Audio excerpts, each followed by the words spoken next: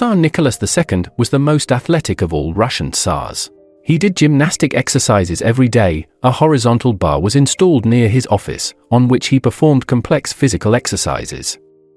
He used to do morning exercises from an early age, taking daily walks. He loved kayaking and could hike tens of kilometers at a time, and he was a big fan of badminton. On top of that, the Tsar regularly visited a real gym, which appeared in the Winter Palace at the turn of 1850-1860. He loved to watch and participate in horse races, was an excellent swimmer, and was a dedicated lover of billiards. In his youth, Nicholas also enjoyed ice skating and hockey. He learned how to skate during his family's residency at Gatchina. When the garden of the Anichkov Palace, the residence of Alexander III in St. Petersburg, was expanded, ice mountains and a skating rink were arranged in the garden. Nicholas knew how to skate, but he was not a big fan. He preferred ice hockey. He even played hockey without skates, but in boots, with bent sticks, chasing a rubber ball. According to the memoirs of General Obruchev, the Tsar riding on the horse was distinguished by extraordinary cavalry grace. The sight of the royal horseman, fused into one with the horse, revealed an image of perfect beauty.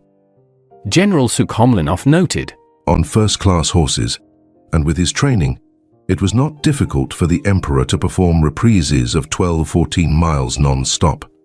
And since he never turned around, he did not even see that his retinue usually stretched for several miles. And in the end, a good half of it remained completely back."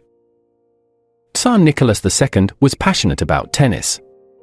It is believed that he became acquainted with this sport not at home but during his visits to England. Soon after the coronation, he arrived at Ilinskoye, the estate of Grand Duke Sergei Alexandrovich, near Moscow. On June 2, 1896 he wrote, "We got up late at 10 o'clock. We went to Mass. I was walking in the farthest part of the park. After tea, I went to play tennis with others for the first time." He played tennis in 40°C heat, even on the coldest days. Perhaps the most striking point in Tsar Nicholas II's tennis career was his multiple meetings in Livadia in 1913 with Count Sumarokov, who was an 8-time Russian tennis champion.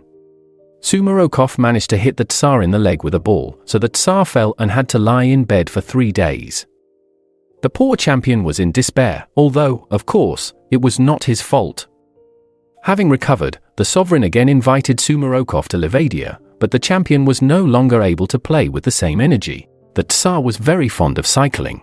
The very young Nicholas received his first bicycle as a birthday present from his parents. Then, as an adult, he bought himself another one at the Pobeda trading house in St. Petersburg, which positioned itself as a supplier to the imperial court.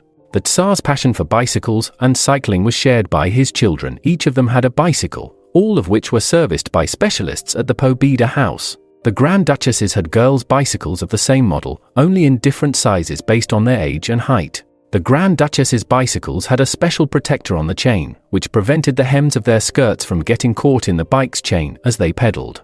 Due to his illness with hemophilia, Alexei had a special 3-wheeled bicycle made, which afforded him protection from falling and hurting himself, as any injury could prove fatal. His doctors also maintained that cycling would be good exercise for his sore leg. In August 1917, the Romanovs and their servants were sent to Tobolsk. In his memoirs, the Tsar spoke of the poor conditions. The house they settled in seemed deserted, and there was nothing special to do there, whether reading, playing dice, taking short walks in the park, or occasionally visiting the church. The Romanovs were transported to Yekaterinburg in late April 1918.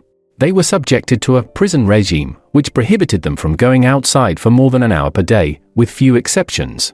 The Tsar no longer had the opportunity to exercise, and he occasionally felt ill. On July 17, 1918, Tsar Nicholas II, his family, and his servants were martyred.